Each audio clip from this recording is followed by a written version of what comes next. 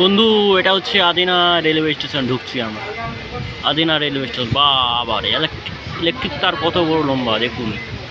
বাবারে সেই তো।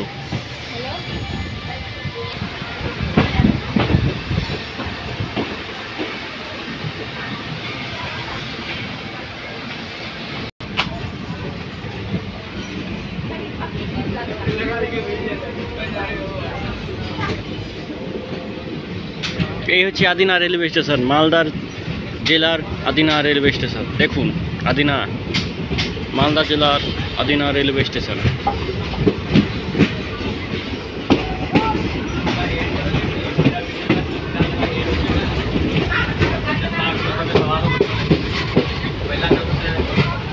এই সমস্ত মাল লোড হচ্ছে। ইট্টি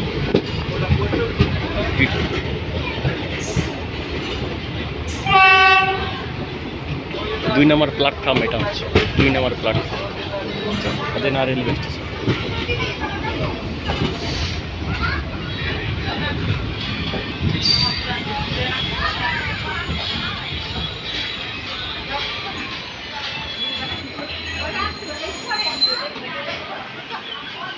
এই হচ্ছে আদিনা রেলওয়ে স্টেশন।